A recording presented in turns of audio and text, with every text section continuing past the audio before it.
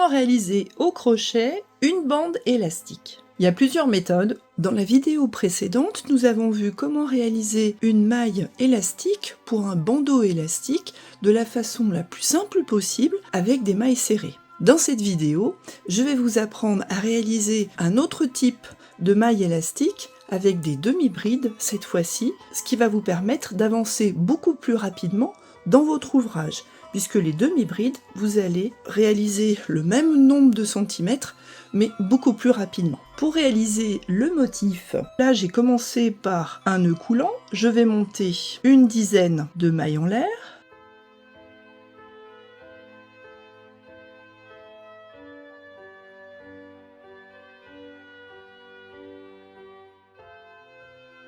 je vais commencer un rang de demi-brides. J'ai fait un jeté et je pique dans cette maille-là, j'attrape mon fil et je me retrouve avec 3 boucles de laine sur mon crochet. Je fais un jeté, je tourne mon crochet et je passe à travers mes 3 brins. Je continue, je refais un jeté. Maintenant, vous voyez que là, j'étais fixée dans cette maille-là, je prends la maille suivante et je refais une demi-bride. Le point vraiment pertinent, ça va être comment on va terminer chacun des rangs et comment on va les commencer, puisque c'est là qu'il y a une petite subtilité.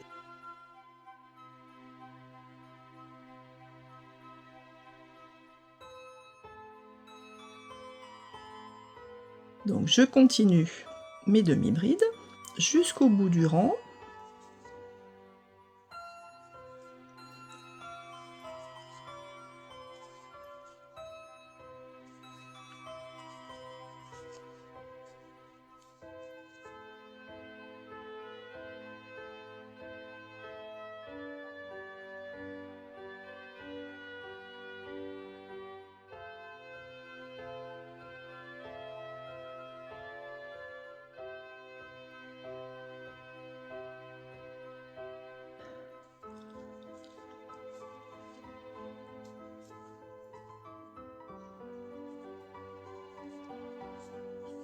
Donc là, je n'ai pas compté mes demi-brides, mais à l'avenir, je ferai très attention à bien avoir le nombre requis.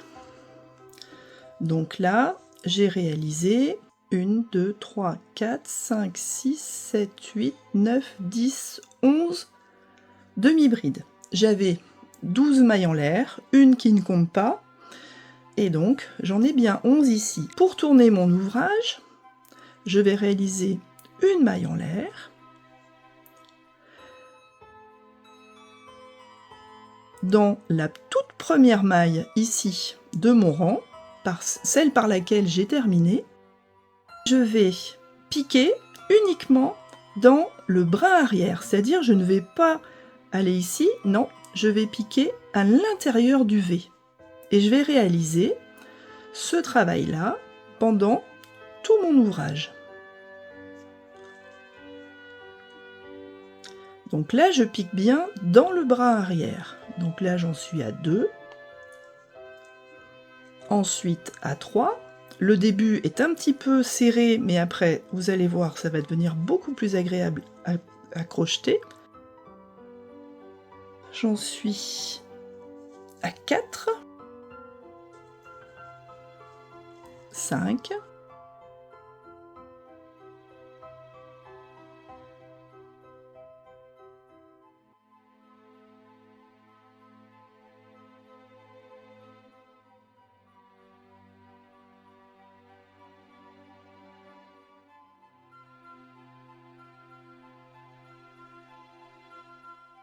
Alors là, j'arrive à l'avant-dernière maille, donc ma 10e, j'ai encore un V très visible.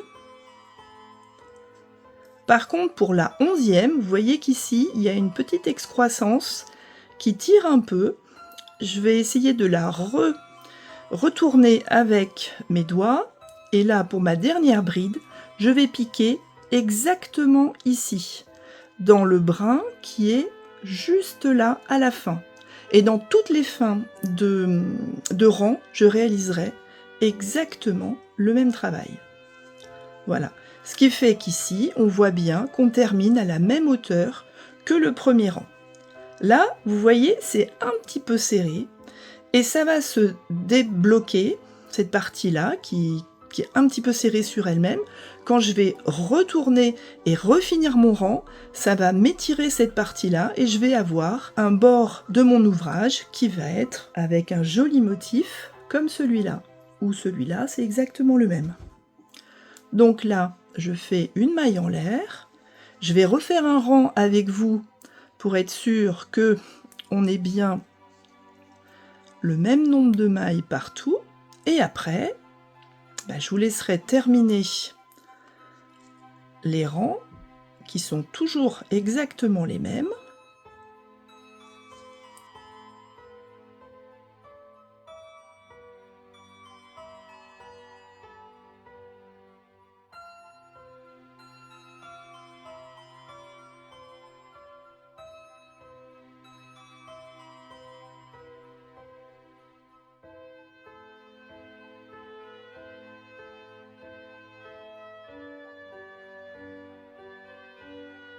Donc, vous voyez que c'est un ouvrage qui va être très simple, pour débutants éventuellement.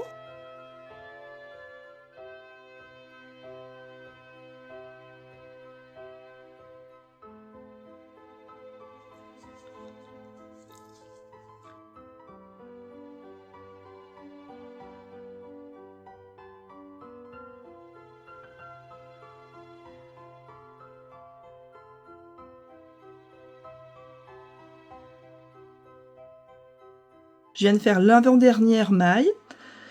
Ici, c'est un peu serré, j'ai fait mon jeté, je vais piquer. Attendez, j'essaie de vous le montrer au mieux, de piquer ici, dans ce brin-là, voilà. Ce qui nous a permis de détendre la dernière maille de ce côté-là. Vous voyez que maintenant, c'est l'autre qui est un petit peu recroquevillée sur elle-même, mais qui va se détendre quand on va arriver jusqu'ici. Je vous laisse terminer tous vos rangs. Donc on arrive à un moment où on a bien travaillé.